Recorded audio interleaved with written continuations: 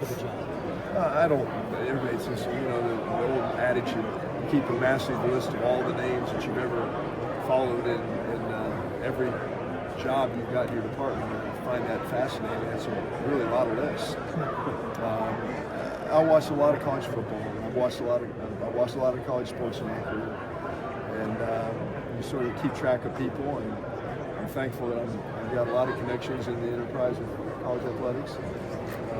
One just happens to be the athletic director at the University of Oregon, and he worked for me for a while, and so we're good friends. And I pay attention to watch. There's 3 of our former staff members on their staff out there. So I watch your friends, pay attention to them. And Oregon has always had a really, really good scheme, and the way they play the game is fast and attack style. And then you begin to find out who's doing what on the staff, and you begin to put pieces of the puzzle together. Somehow they might make your list. So you sort of keep track of people, and then you sort of see how things play out. And I don't know that there's ever that magical moment. You watch the landscape of what goes on, and if we were that prophetic, we wouldn't be in the jobs we're in. We would be doing something much, much different. Where you have to sort of see what is going on in other jobs and see who fits you and what you're trying to get done and where you need to be. And one of the things I thought it was important last time around, we had a really difficult time stopping people. The last time this job was open, so our focus was more defensive minded. Our focus this time was a little bit different.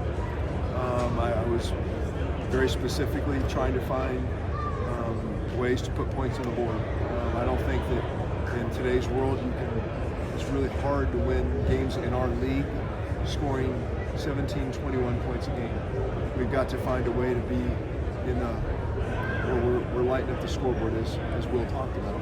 And so that was important to us, to be able to try and find more of an offensive mindset to what we're doing. And I think it's good for our fans. Our fans are wanting that. They wanted to see us score some points and be more, I'll say, be more successful at putting the ball in the end zone. So that was a focus. So and Will fits that scheme and that thought mindset extremely well.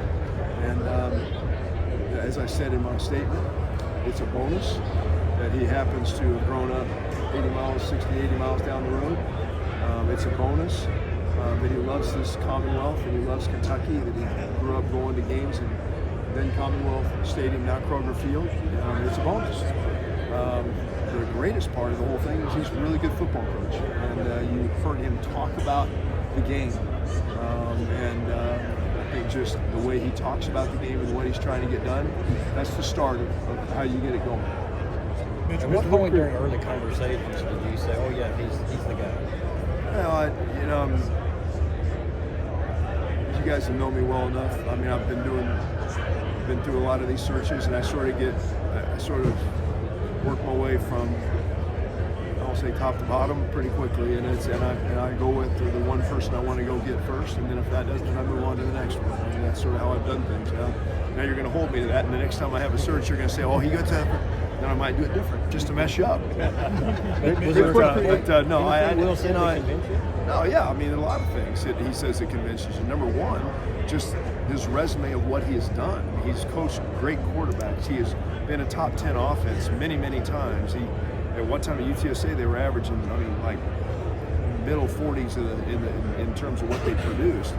I think the last game he coached at UTSA, he said they scored 55 points or something like that. I mean, it is about the ability to put points on the scoreboard, and so that was it. And when you heard it a little bit when he was talking up there about the way he thinks about the game, it's really good. It's really unique, and I think it's exciting to hear that. And you can tell his passion for wanting to teach the game, and that is important to us. So yeah, there's a lot of little pieces. I don't think there's ever one thing that you go, "Oh my gosh, that is it."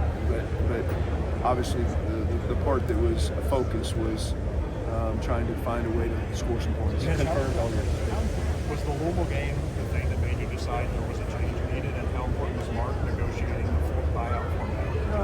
I don't want to get into all of that other than to say that, I think that we were still competing for postseason play the last 2 weeks of the season, and that was important. For this team to have an opportunity to do that, and for us to have an opportunity to move forward. Mark Stoops gave us 13 incredible years of his life. And we want to always focus on the end. And sometimes, I read a book the other day, and they talk about there's no happy endings. Not a lot of those in the games of sports. You don't get a lot of happy endings when you get to walk off into the sunset and get to call it the way you want to call it. You don't get that. Many times it ends in a head-down walk through the tunnel to find your family hanging out for you by yourself. It's hard, really hard. And so I want to focus for Mark on the 8 years that he gave us in that middle stretch. We went to 8 straight bowl games, the 10-8-10 run that we had in the middle. It was spectacular. We hadn't seen that ever here. And people get all hung up at the very beginning when it was a struggle and he inherited a program that was really, really difficult, and they want to get hung up on the end when it was a struggle and we weren't doing what we wanted to do. Forgetting the middle where he absolutely gave this program a new set of boundaries and moved the goalposts for us, and you can call it whatever you want to call it. He raised expectations of what this place needed here. So let's not get hung up on what he didn't do. He did a lot. And that really irritates the snot out of me when people take some shots and say, you know, and all of a sudden then he comes and says, man, and he was great on Sunday. It was spectacular. The conversation, he's a good man, and he has a lot of love for this program in this city. So I don't ever walk out of here thinking that I don't have unbelievable respect for Mark Stoops and what he did here. And we all need to be thankful for what he did. He did change the expectations for what we're doing here, and Will's thankful for that as well, because you heard him talk about it. He didn't want to just sell, he wants to move forward and grow it from here. So Mark was great. We worked our way through it. He's a good man, and he gave a lot to this place. Mitch, what the urgency in going from firing Stoops in the morning to hiring Will in the evening of the, why was that? What created that Signing kind of day was urgency? today. Signing day's today. So we have a class of 12 guys, and we were trying to figure out, they were trying to figure out who their coach was going to be, what was going on, and the dates have changed. It's not like it used to be. We had multiple opportunities. There's a beautiful window of time, and we all had the opportunity to work our way down the calendar whenever it was convenient. It didn't wait for that. There was all the jobs that culminated on this weekend, and everybody was setting their course.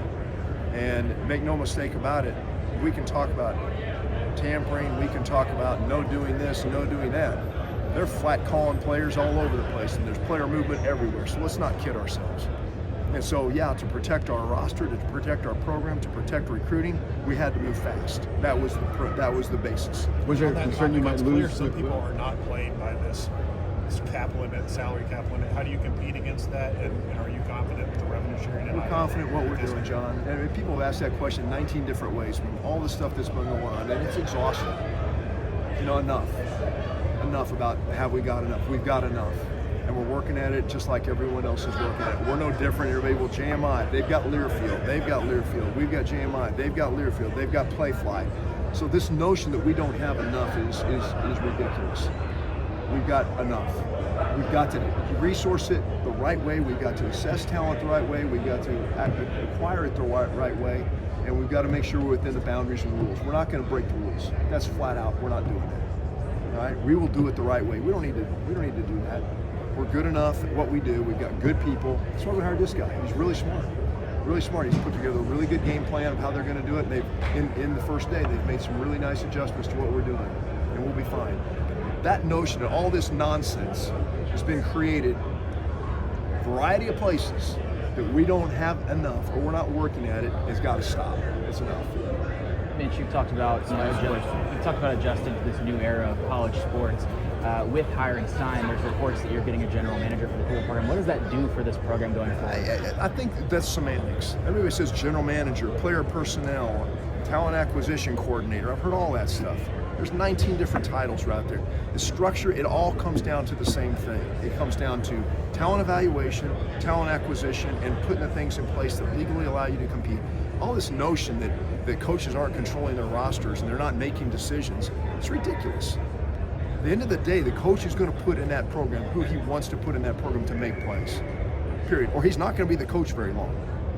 If he's allowing someone to sit down the hallway and make those decisions for him, he will not be the coach very long. So it has to be integrated, it has to work together. It will work together for us, wherever it is. Let's close on this thought, because I'm done, all right? I had the right to do that. All right? This isn't about all of that. It's about that man and his ability to coach our team. And he is here, and I'm super fired up for him about the way he has approached this thing and the energy he's bringing. And I'm really excited about Will Stein and Darby and have their family being here. And I don't want that to get lost on anybody. We can sit here and talk about all the nuances of college sports and all the things that we think we're doing or not doing. And about that today. It's about him. It's about him and about a dude that's fired up to be at Kentucky to lead our program. And I'm fired up for him, and I'm excited to have him in. So thanks for your time today. Thanks, folks. Go Cats. Yep.